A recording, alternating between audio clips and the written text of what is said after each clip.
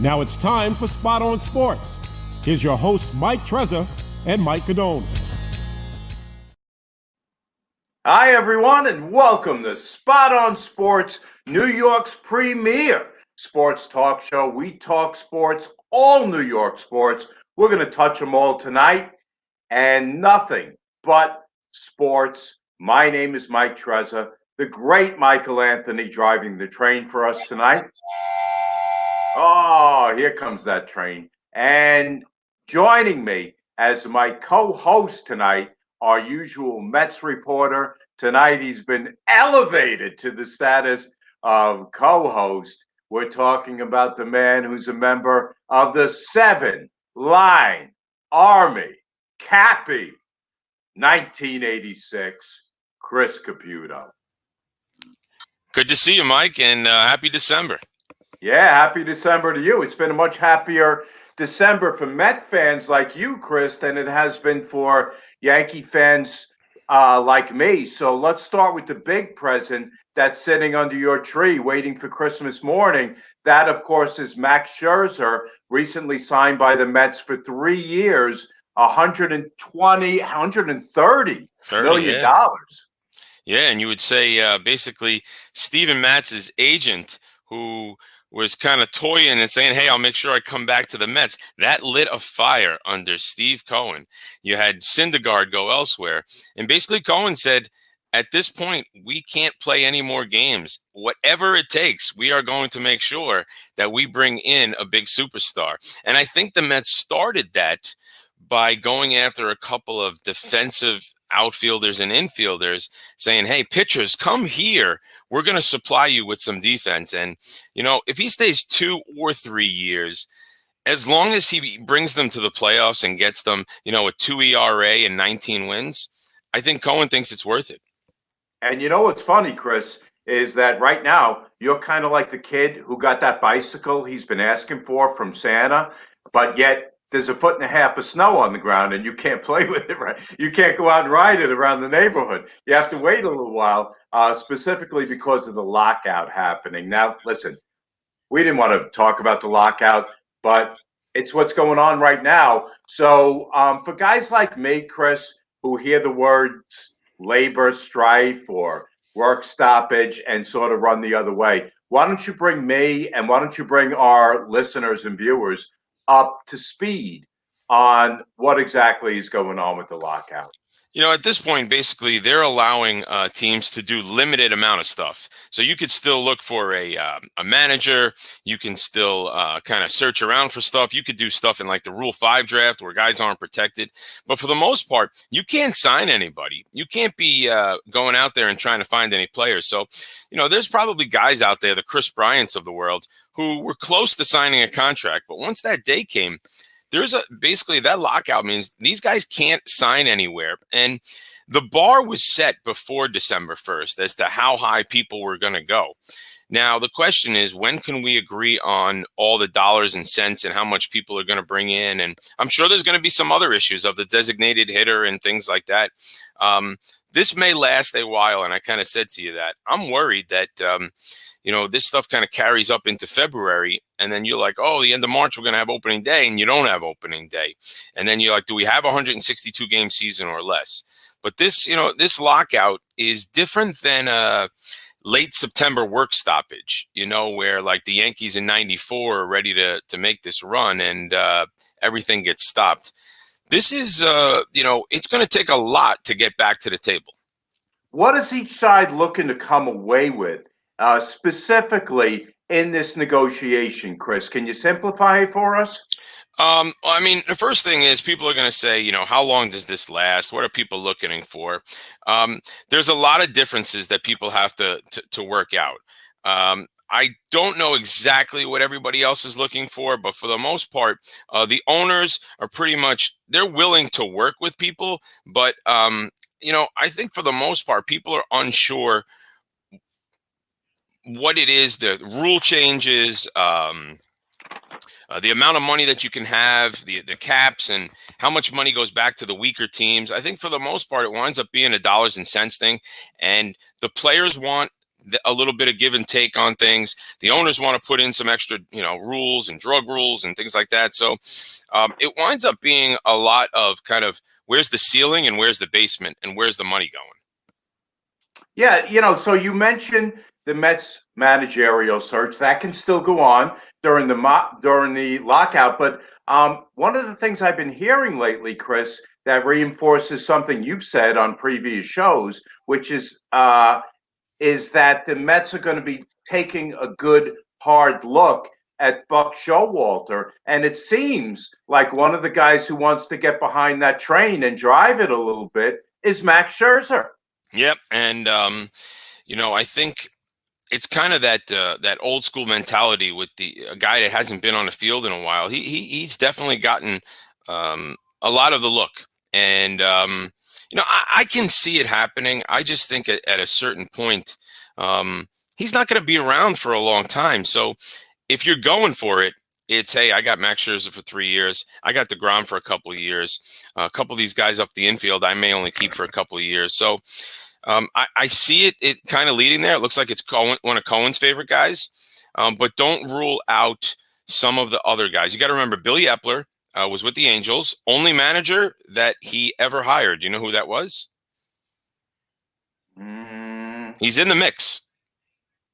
He was with the Angels and the Tigers. He's a catcher. You know what? You got to give it to me, Chris. I'm not right. in the mindset.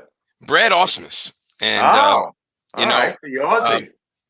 And it's kind of one of those things when Epler was with the Angels, he had to get rid of a lot of bad stuff. There was a lot of stuff laying around and he had to, go in and out. I think he's willing to go back to his roots and try that again. It's just that people are going to bring that up all the time. And I think this is a big decision. We always talk Sandy here. We have to talk about, is he still in the mix and is he still picking people? There's some other names out there. There's Matt Quatraro. He was with the Rays. He just got an interview with because we got to remember the A's also are looking for a manager. So he's up there.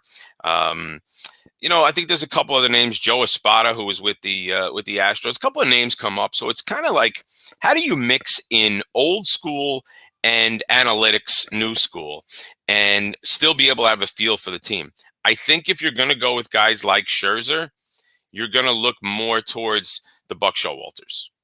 And speaking of the A's, Chris, one of the other free agents the Mets have signed is Mark Canha, outfielder, played his whole career in Oakland.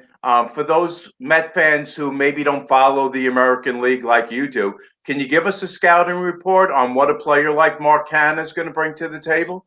I think out of all of them, he's probably the weakest defensive player. You're looking at out of all the guys that the Mets kind of brought in. I think you're looking for a couple of home runs here or there.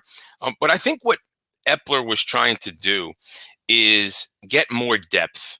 He really was just worried. You got to remember, Brandon Nimmo was playing center field. He's probably not going to be there anymore. He can go to a corner outfield position. You got to think Conforto is gone. So I think what they tried to do is get a little bit of everything. So he may not start every night, but let's say it's the 7th inning and you got 2 guys on and you're down by 1. They want a home run from a guy like him. Whereas some of these other guys, it's, all right, now it's the bottom of the 8th inning. We're up by 1. I got a new defensive center fielder I haven't used. He goes in there. So I think they're trying to get a 26-man roster that isn't just a bunch of lefty guys that can hit for power, and it's not just a bunch of righty guys that have speed. You got to have a mixture of everything, and I think that's the goal. I think it's mix in some role players, get good defense. What I'm really excited, though, about, Mike, is if we could just stay healthy, the 1-2 punch on the mound of DeGrom and Scherzer, I mean, if you could just get one other guy in there, and I know it's not going to be Stroman. I know it's not. I mean, is it going to be David Peterson? Is it going to be a bounce back year from Taijuan Walker? If you can get 3 guys, who it is when you have those 2 guys. Yeah, and then you got to hit the bullpen. Oh, absolutely. Comment us, folks. We want your comments tonight. Chris Caputo right now on the Mets. We'll have Declan on both Yanks and Giants. We'll have Johnny Sticks with some hockey later on. We're going to talk some Jets. So comment us. If you have a comment about some of the new signings the Mets have done in this offseason, get it to Chris right now, and he'll be glad to talk to you about it. One of the others, Chris, is the guy Eduardo Escobar, 2 years, 20 mil. I'm expecting he probably will shore up third base, which has been a little bit of a rotating, revolving door for you guys over the last couple seasons. Yeah, and I think you need a change of scenery for that guy, lower average, but can definitely play the position. And I think the Mets are pretty much done with the free agency market, but I could see them trying to hit the trade market and maybe trying to get a little more depth. Now, what's going to happen is they're going to look at their analytics and say, is a guy like Jeff McNeil just have an off year and he's ready to come back? Or do we start to see the decline and maybe we can get something out of him and get a reliever from the Cleveland Indians or get ourselves, another inside midfielder? I really think one of the big things that they're hoping for is that the DH will be put in, and then you can give Alonso some days off, maybe a spare, and you keep Dom Smith and say the numbers show that he can come. But I think they did solidify third base, and I knew that they probably were not going to be at that point in on the Javi Baez sweepstakes. Yeah, they probably got a little bit more work to do, but as you mentioned, with those two aces at the top of their rotation, Chris, I think there are really, really good things on the horizon this season for the New York Mets, provided the money we do have a season.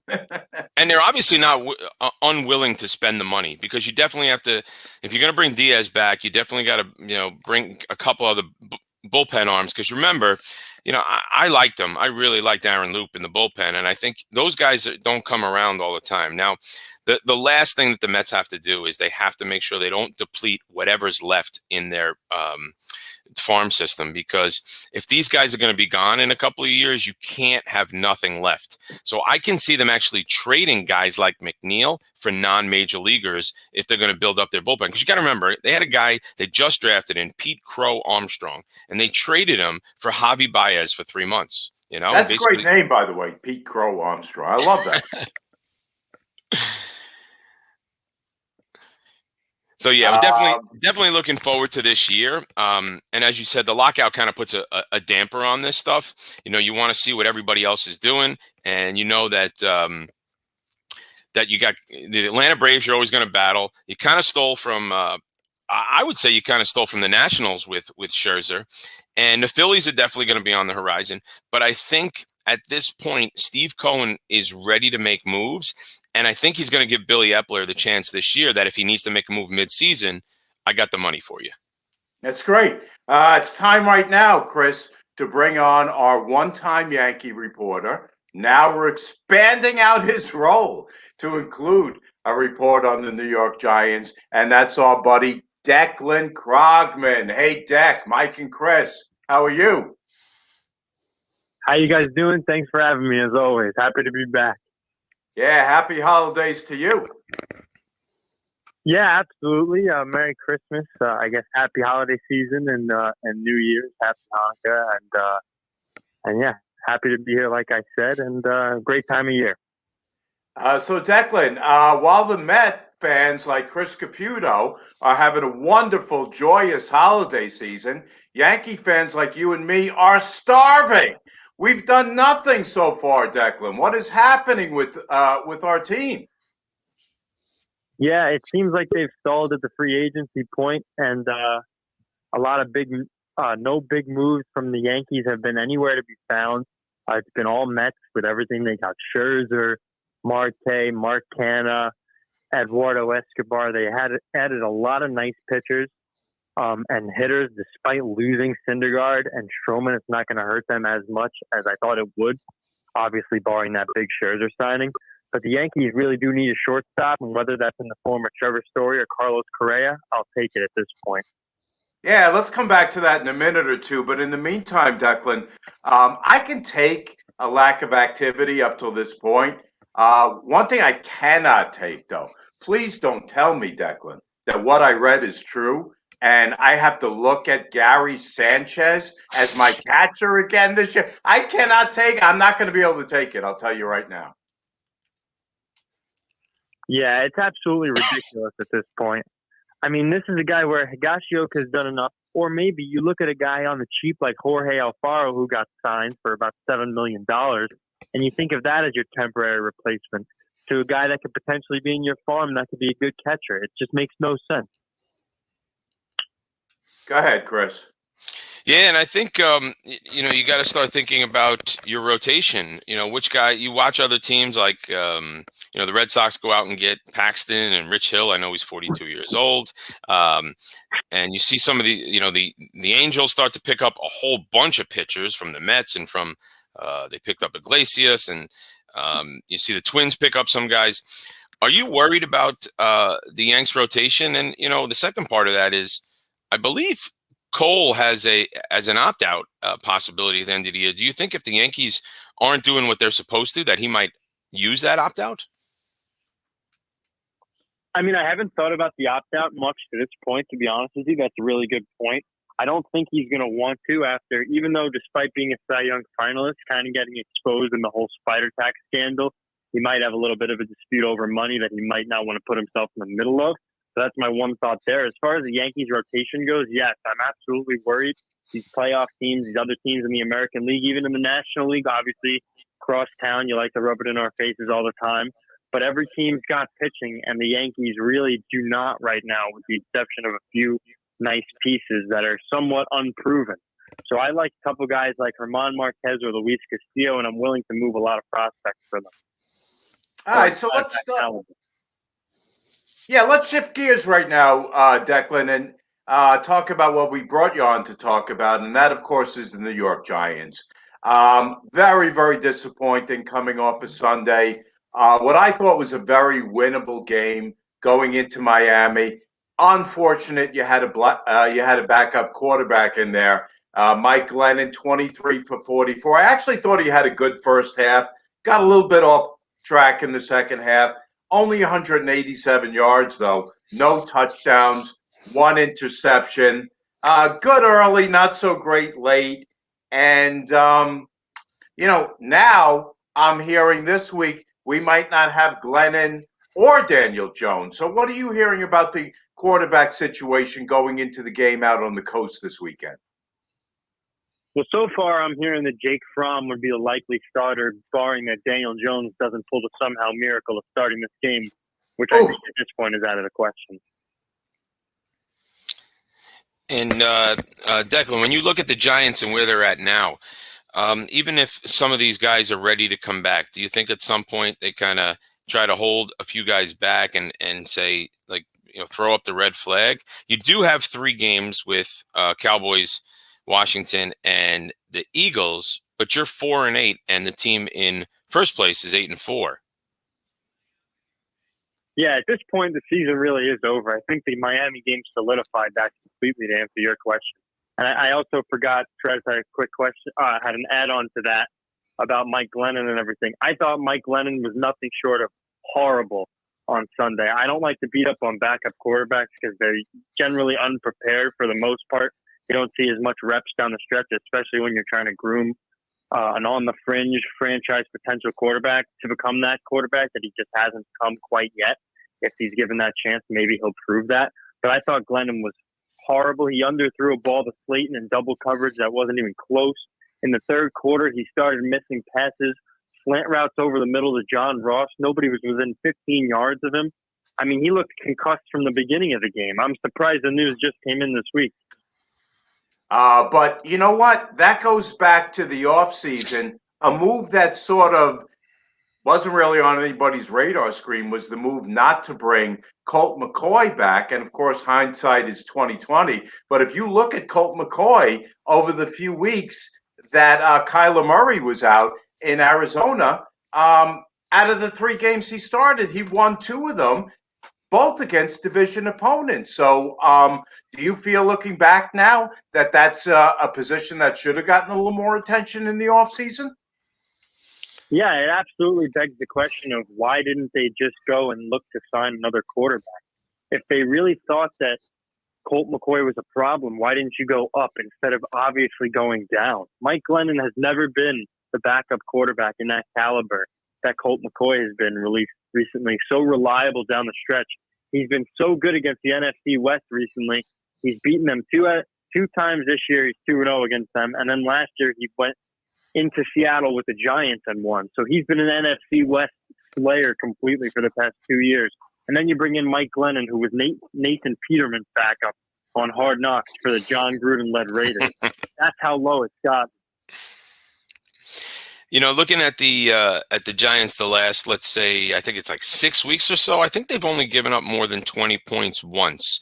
So is it safe to say that most of the Giants' problems are on the offensive end, offensive line, execution, or are there still more holes on the defense? Well, I think the biggest problem with the defense early on was two things. Actually, three things, because I'll throw in the obvious injuries. One, it was getting off the field on third down. They did a terrible job of it, and it got exposed week 1 against Teddy Bridgewater, and then it got exposed again against Taylor Heineke in week 2 on national television. That was issue number 1. Issue number 2 was that just from out the gate, the defense never knew how to tackle, and they were poor open field and closed field tackles in the box consistently throughout the whole year from that entire unit. That's the first half, excuse me. And then they had the injuries of Blake Martinez's torn ACL and now Jabril Peppers, and just about everybody getting knocked off this defense. A lot of injuries. But despite that, the resiliency that defense has shown in the second half, they've been very good, much more improved, and have been essentially shutting offenses down and haven't gotten beat bad. They went up against Mahomes. They went up against, we saw Tua last week. I didn't think Tua looked that great, but I thought the defense was good. I think all of this, at this point, everything is on the offense and the coaching staff. Patrick Graham is safe, in my opinion. Joe Judge is a question mark. Daniel Jones is a question mark. And I'm not going to get two more because I know there's going to be some more questions about futures in the Giants. So I'll stop speculating there. But it's just at this point, it's all on the offense. We haven't had a line since 2013. Speaking of speculating, Declan, we've been hearing a lot of this noise for several weeks now about the possibility of Russell Wilson making his way to New York. If that's something the Giants would consider, well, first of all, do you think it's something the Giants would consider is to blow out the 25-year-old Daniel Jones for the 33-year-old Russell Wilson? And if they did consider that, would that be something you would be in favor of? So I think that obviously Russell Wilson is a big improvement from Daniel Jones, and that's not where I'm going to lie my answer because I know that for a fact. If the prices were the same, Russell Wilson is 1,000 times better of a quarterback than Jones is.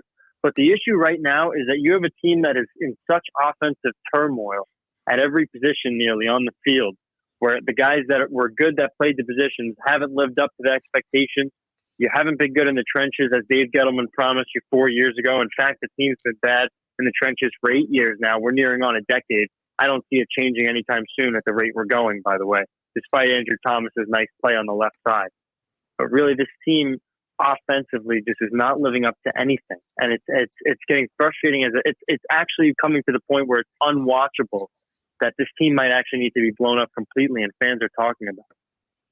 Speaking of a lack of offensive productivity, Declan, two guys we can talk about, one obviously drafted, one obviously brought in as a free agent, and that, of course, is Saquon Barkley, the man touched by the hand of God, according to Dave Gettleman, and Kenny Galladay, who the Giants paid a boatload of money to in the offseason to bring him in to be the premier receiver in this offense. Can you talk about each guy, how he's disappointed, and where both of their futures go from here? Well, I think the issue with Kenny Galladay is that his big problem was Jason Garrett didn't know how to use him early on, and that's a similar move to Tony. I think that he's going to be safe because you can't really go with this full rebuild right now because you're in salary cap hell. And that's the big issue that comes with Daniel Jones. But Kenny Galladay's got to stay. I attribute a lot of it to Jason Garrett, and right now this offense just seems garbage from head to toe, top to bottom. So that's where I stand with Galladay. As far as Jones goes, I think some of it is on him. He's young. He's a quarterback from Duke, and let's face it, at this point, he probably should not have been the draft pick. I mean, there were guys that were so much more talented in both classes in front, that class, and behind him. Actually, the 2019 class was not that good behind him. They should have just picked the quarterback the year before or after. You could have had Josh Allen or Justin Herbert. But Daniel Jones, what I think they should do right now is they should sign a veteran quarterback in the offseason. If you're going to roll with DJ, I still think this is fine. Sign a Marcus Mariota, sign a Mitchell Trubisky to kind of parody that situation that happened in Tennessee between Ryan Tannehill and Marcus Mariota. No, but the guy I had asked you about was Barkley, Declan. What do you want to do with Barkley? Barkley, I want to trade. At this point, the guy, it just doesn't look like it's a good situation at all with the Giants. I blame that partially on the Giants. I blame that partially on Saquon. He looks afraid to get hit, and he's also just very injury prone. And the running back is not the guy you want to pay at this point when you're going into a potential rebuild or a half rebuild where you're trying to win on rookie contracts and really good players. So I think that it's time to trade Saquon in the offseason. Hey, Declan, when we're talking the Giants and having multiple years of we can't even hit 500, get above 500, does it get to a point where you need a little flair? And Dave Gettleman obviously tried to do things that have really irked people. Would you ever think of just trying to bring in a non-GM type person just to get some flair? Like, hey, we're going to bring a Phil Simms in, or we're going to bring in somebody that's an old Giant but a high name. Because people always say that with the Mets. Hey, bring in David Wright, bring in Mike Piazza. I'm not a fan of that type of stuff because I don't want to hate the guy who you always used to love. But in the same sense, if you're trying to get some love for the Giants, Phil Simms would be a great call. Yeah, I totally understand that role that you're trying to create there, and we've seen in sports the perfect example would probably be John Lynch and the San Francisco 49ers. He was a very good safety, and then they moved him into the general manager spot, and he's done nothing but, quite frankly, excel. Shanahan might be the problem there, but that's besides the point. I like the idea. I like the idea of that, bringing in a guy. Phil Simms might be too old at this point. Mm-hmm. No disrespect to Phil Simms. I really do love his intellect, and I think he's a great ex-Giant, and he's great on inside the NFL. I think that's where his career, what's written on his path at this point, I think that's where he's going to excel for the rest of his broadcasting career. But I think that a younger Giant, an ex-player, not a bad choice. But I think they're going to have to explore a lot of options. And needless to say, I want Gettleman on the first bus out of New Jersey immediately. I heard you might be driving it. Yeah, I'd be happy to drive it. There he is. Get on the train. Next stop, Omaha. Oh, boy. So, Declan, we were going to play a little game of your favorite, should we stay or should we go? But clearly we can skip Gettleman in terms of should he stay or go. But let's get to the $1 million question right now. I hope Michael Anthony's ready. When it comes to Joe Judge, I have to ask you, should he stay or should he go?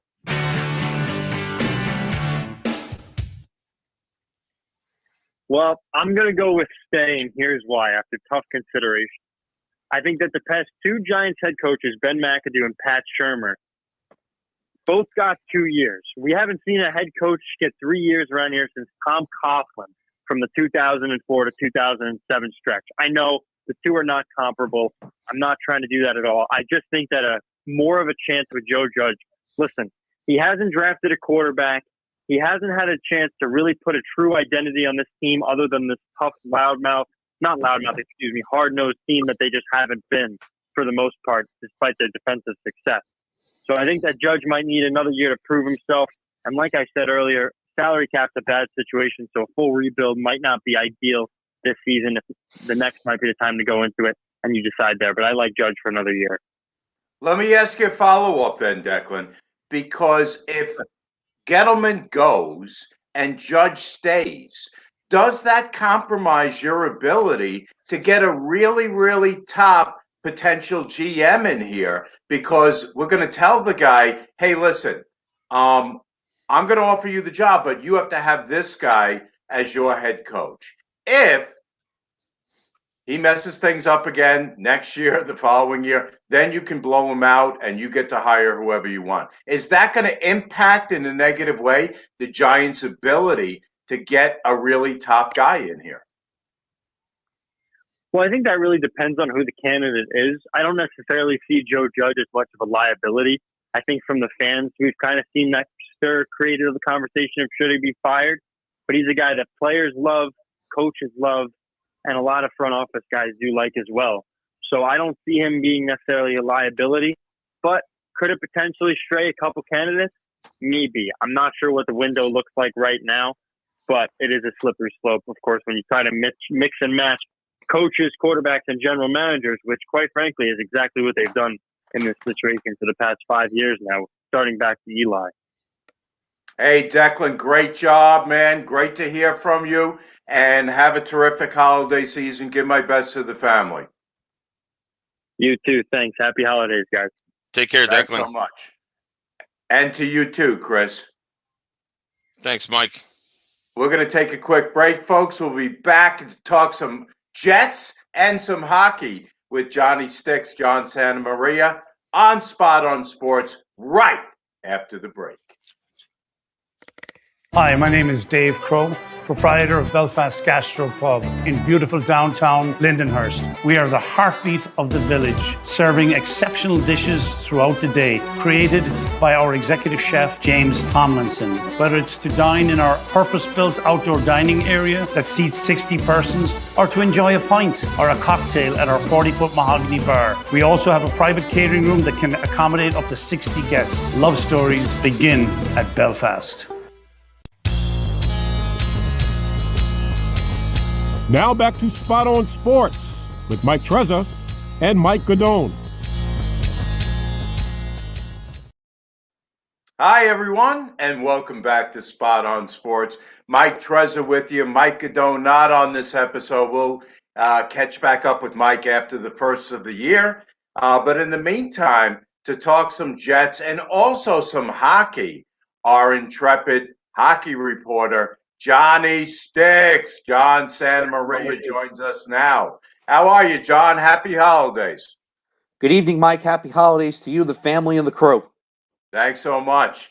So let's squeeze in a couple minutes on Jets and stay with our football theme we were going with Declan. 33-18 loss against the Eagles this past week. And what was troubling about that, John, is that Philly scored on 7 straight possessions in this game.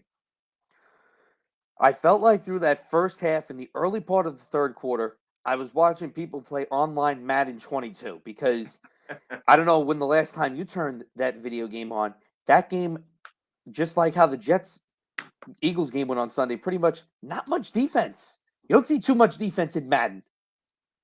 Yeah, and one of the things that was a little bit troubling coming away from that game, you started to hear a little bit that the Jet players, but more importantly, the Jet defensive coaching staff, John, weren't really prepared for Gardner Minshew to play that game. Now, Robert Saleh played that down, and he came with this stuff about, well, it's the same offense, whether it's Hurts or whether it's Minshew. What was your take on how that whole thing shook out?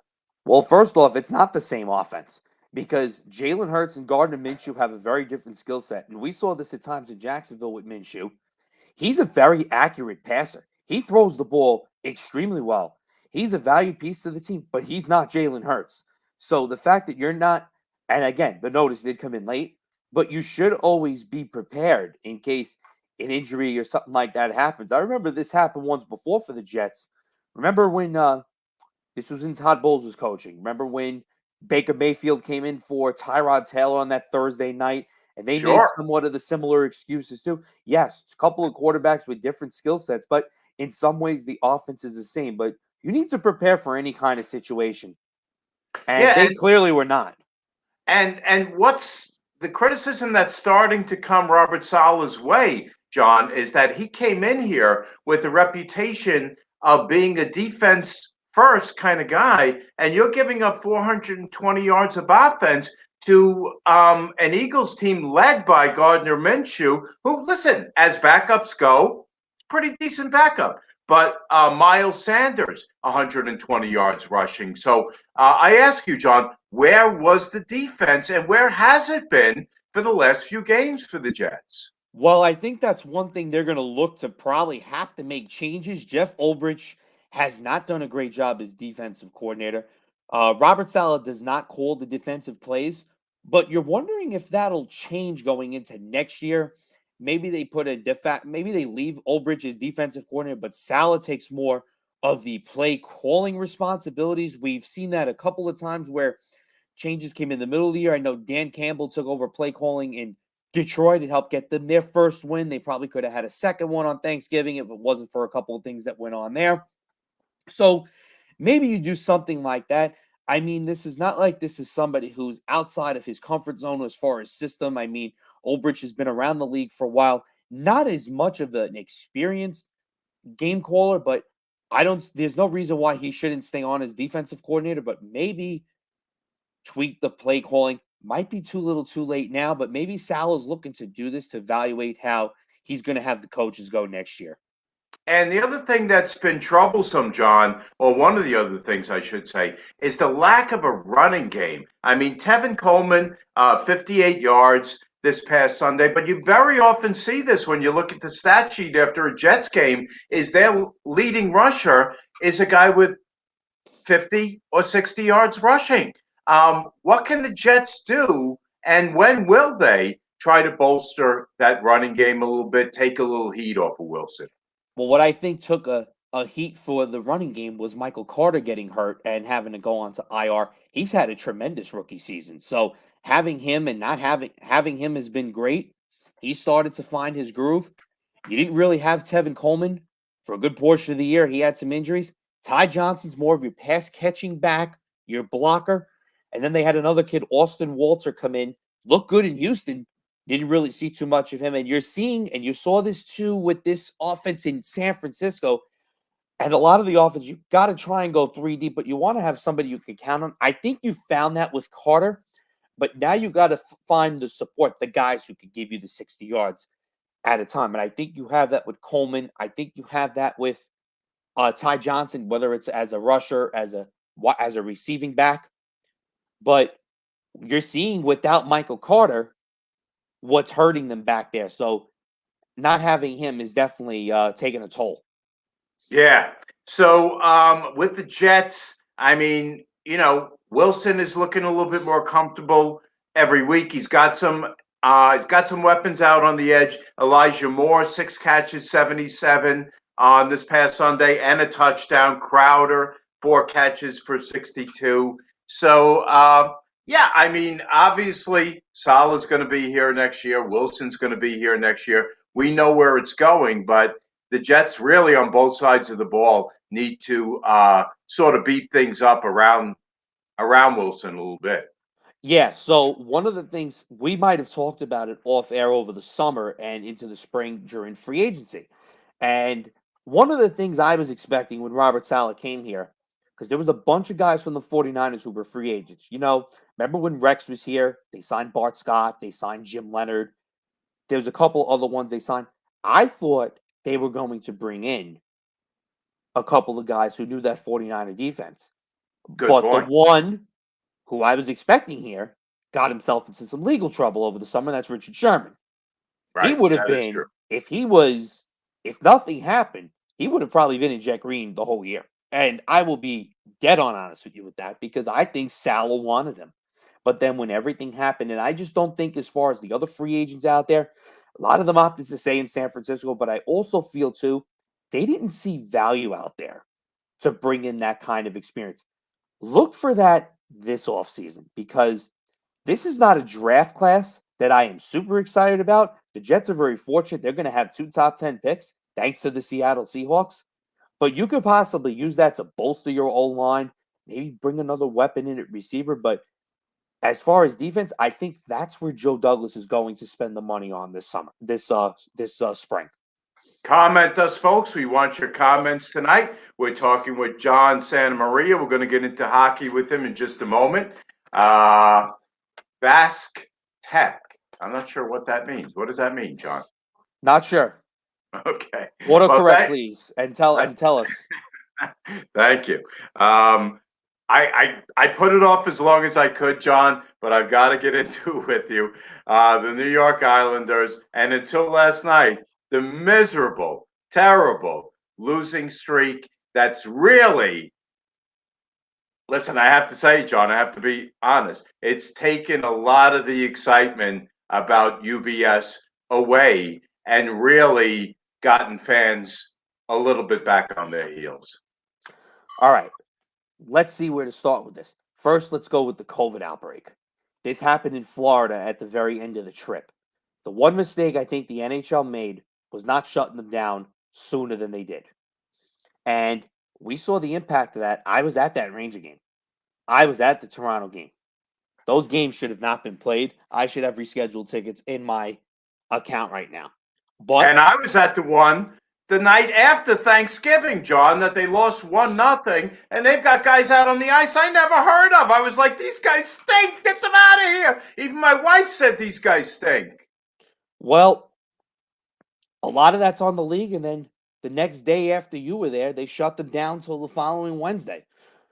And I think you're seeing, and this was a news day today, a couple of good points with this than being in Ottawa. So the Senators also just had a COVID outbreak. Barry Trotz spoke with DJ Smith, who's the head coach of the Ottawa Senators, and Jack Capuano, former Islanders head coach, who's one of the assistants in Ottawa. And they said this: it's going to take a few games to get the guys back into rhythm because they weren't able to do anything. They were isolated. Look at Josh Bailey; he was stuck in Florida. He just probably got back a few days before the game he returned. So the good thing with this, everybody's coming back little by little.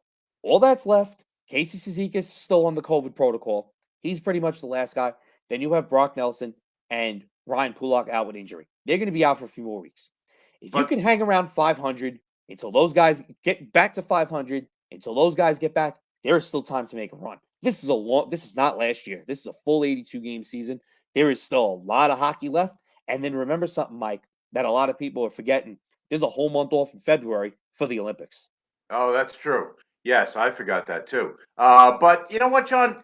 I know it doesn't do us any good, and it certainly doesn't do the Islanders any good to go back in time and talk about why the arena wasn't finished on time to start the season so that the Islanders could have played the regular mix of home games and road games. Nobody was talking about that to start the season. But as you mentioned, they went to Florida where things are a little bit more open. We're not going to get into the political aspect of this. And that is no doubt where the outbreak happened. So, I mean, who does that fall on, John? That the arena wasn't open to start the season back in October? Well, I don't think that falls on anybody. I think the COVID, the pandemic, I think definitely it didn't slow the process down too much. I mean, the Devils had to go on a nice long road trip too, and the Rangers did too when Madison Square Garden got renovations.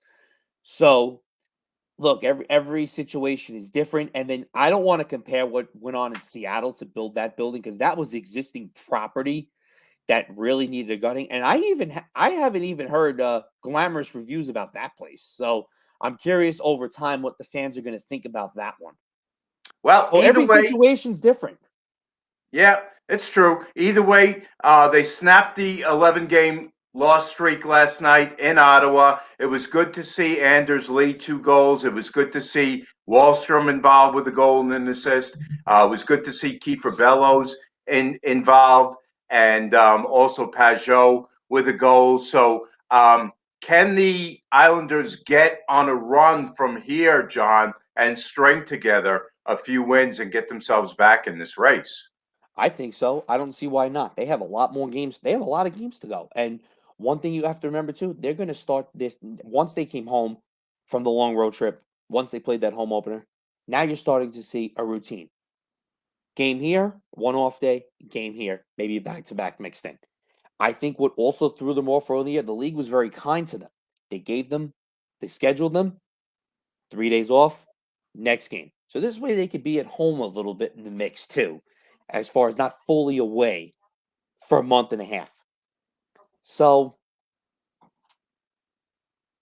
talk to me about the goalie situation, John. Do you feel that Sorokin is now past Varlamov as the number one goalie, or are they still sort of co-number ones right now? no, I think it's Sorokin's job, and I think Varlamov's the clear backup. And one thing that I will say, I'm not trying to rush anything or blow up this season or whatever. But one thing I will say is if things did continue to go south, I mean, Varlamov only has one more year left on his contract, and a team who's still in, and we'll talk about the cap in a second, team who's still dealing with some cap issues that they had to make some trades, which also leading to the impact of the play on the ice. Maybe you move a guy like Varlamov, move some of these expiring contracts to free up some money, get some draft picks. Don't be trading any draft picks because you know what? This team also, what we're seeing is too through the COVID outbreak, and what's even on the ice through replacements. I think it's time for Lou Lamoriello to maybe draft some young talent and maybe start to work on while also focusing to win on the ice, developing some youth because we're seeing some of the weaknesses now in this defense. You could see it clearly every night that this team misses Nick Leddy. Islanders are home against the Predators Thursday night, home against the Devils Saturday night. As that streak, John, of futility at home starts to get longer, do you see the guys? Do you feel the guys sort of pressing a little bit to get that first win at UBS underneath their belt this week? Yeah, I think they want to make sure that is taken care of. I think they want to do it for themselves. They want to do it for the fans. I think they were just all frustrated, and I think a game last night was really the best they've all looked together. And I think since the COVID shutdown. So if that last night was the start of something, maybe next time we come on, we'll talk about that they have a win at UBS Arena.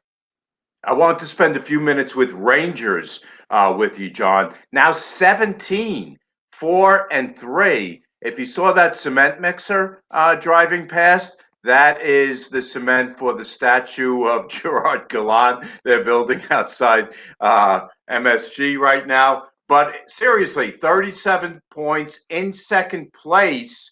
And Chris Kreider, amazingly, 17 goals already this season, John. I thought over the summer the Rangers needed a coaching change. I didn't think they needed to blow up the front office the way they did. Gerard Gallant's a very good coach. And he's doing he has the Rangers competitive. I did not expect the second place start. But again, there's still a long way to go. You have some teams at the bottom of that division, the Islanders, Philadelphia, who's trying to get things going. They made a coaching change yesterday. Pittsburgh, slowly getting there. There's still a lot of hockey left.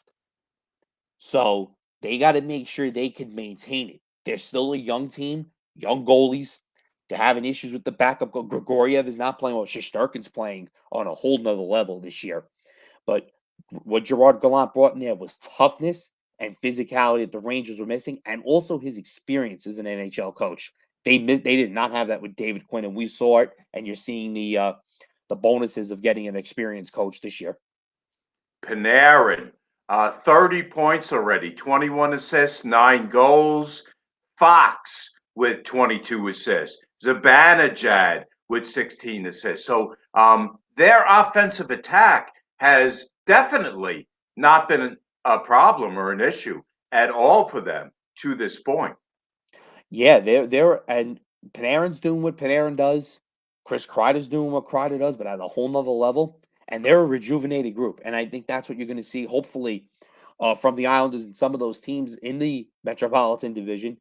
And that's where the Rangers got to see if they can keep their game up. They're still a young team. They got some veterans on there. But when things get to everybody's going to have a rough patch. But you know what's funny? When that rough patch happens. Yeah, you know what's funny, John, is that the Islanders and Rangers are going to meet 3 times over the last few weeks of the season. But in looking at the schedule, a quirky little thing there I noticed, and you could tell me if I'm right about this, Islanders and Rangers don't meet again between now and March 17th. Is that correct? Yeah, they just rescheduled the game from the COVID outbreak to March 17th. So it's just the nature of the schedule. And remember something too with both of these buildings, especially now at UBS Arena and then even the Garden. I mean, there's Big East basketball in March. So there's I don't think this year, but there's NCAA tournament games and possibly and Nick games and other things. So you're dealing with tenants and other stuff. So it's just a time where it fit in March, but there's times where you might have to go on one of those longer road trips if you're the Rangers, just simply because of Madison Square Garden and You have the Knicks, you have St. John's, you have other things committed to, and that's when they probably take those trips to California, to Western Canada. So it happens. It's all the nature of what the event planners say is going on. I want to give you a scenario I want you to picture, John. I want you to picture the Islanders sneaking in to the playoffs with one of those final seeds, and the Rangers being a really high seed in the playoffs this year, and the two teams meeting. What kind of excitement would that generate for this area? Especially in a new building in Belmont. Excitement like I don't think we've ever seen before. Yeah, it would be fun to picture, wouldn't it? Absolutely. And hopefully, and let me just add this: UBS Arena is gorgeous. Yeah, no, I enjoyed my time What there. an experience! I saw St. John's play there too. What a nice building. I mean, there's a lot of good positive. The one negative thing that I think a lot of people will say too is the parking situation and the train station. That it still has to all come together. But other than that, I don't think there's much to complain about. Thank you. All right, John. Great job. Happy holidays to you. Thanks for coming on with us. We'll talk to you right after January 1st, okay? Thanks, Mike. Happy holidays to you too. All right, I'll talk to you soon. All right, folks. So far we got in Yanks, Mets, Giants, Jets, Islanders, Rangers. And there are really only two New York teams left to talk about, and that is the New York Knicks and the Brooklyn Nets. And right now, I see those two teams as being two subways headed in opposite directions. Knicks right now, 12-12, sitting in 11th place. And I have to tell you, folks, this year, the balance of power in the NBA has swung back over to the East, okay? It took 20, 25 years for the balance of power to leave the West, come back to the East. But there are so many really good teams in the East this year. You have the Bulls, you have the Bucks, you have Miami, you have Atlanta. I mean, teams that not only are playoff tested, that have gone deep into the playoffs over the last couple seasons. And I want to tell you right now, what a 500 record is going to get you in the East this year. If you are lucky, it's going to get you one play-in game, or it's going to get you pack up the equipment, and we'll see you next year. So the Knicks really have to figure it out. They have to do so in a real hurry, and they don't have a lot of time. Julius Randle, 20 points a game, averaging 35 minutes a game, which is still a lot of minutes. 10 rebounds a game, still leading the team at 5.5 assists a game. Evan Fournier. Now, we talked about Evan Fournier. Good acquisition in the offseason, averaging 13 points a game, playing solid defense, but he's got to kick that 13 points up a little bit. Kemba Walker, out of the rotation for the last half dozen games. And here's the thing that's interesting, folks. You look at the Knicks this past offseason, and you said to yourself, well, yeah, the Knicks are a team that's committed to defense. They're a defense-first team. So how do you acquire some extra offensive-minded players without sacrificing any of that defense? And what Tom Thibodeau realized in very short order, 15 games into the season, was he couldn't live with the defense that Kemba Walker was giving him or wasn't giving him. So Kemba Walker's out of the rotation right now. He came in here with a lot of fanfare and a reputation for being a local kid, made good, come back, the conquering hero, and now he's out of the rotation. So Barrett, we talked about him on our last show, averaging 19 a game. That 19 is now down to 15 a game. Yes, he had 7 3-pointers made last night, career high for him. So maybe he's finally finding the stroke from downtown. Obi Toppin, still low, 8 points a game, only playing 15 minutes a game, less than 4 rebounds a game. So I think that as the season goes on, the ability of Obi Toppin and R.J. Barrett to develop is really going to be the key to the Knicks' success. Emmanuel quickly, just a shade under 10 points a game, 2.5 assists a game. That needs to get a little bit better. Playing 20, 21 minutes a game. Derrick Rose, he's averaging near 4 assists a game, so that's decent. 12 points a game. Okay. Let's take a look at the Nets. Nets, nice win last night in Dallas, 102-99. First place in the East, 17-7. They go to Houston tonight. That should be an easy win. Then they're at Atlanta, not easy. At Detroit, a little bit easier, before coming home for 5 in a row in Barclays. Kevin Durant, 28 points a game, 7.7 rebounds a game, 36 minutes a game. Now, that 36 minutes a game has got to get a little bit lower. Steve Nash, as the season goes on, has got to be confident that he can rely on some of these role players, not just LaMarcus Aldridge, but guys like DeAndre Bembry, Bruce Brown, Nick Claxton, James Johnson, and even Cam Thomas to give him key minutes in the second half of games so that you can get Kevin Durant off his feet, not have to play him 36 minutes a game. James Harden, 21 points a game, 8 rebounds a game, nearly 10 assists per game, I believe tops in the NBA. Playing the same 36 minutes a game that Kevin Durant is. So we need to manage his load if both of those guys are going to be fresh at playoff time, and the Nets are going to be able to go deep into the playoffs.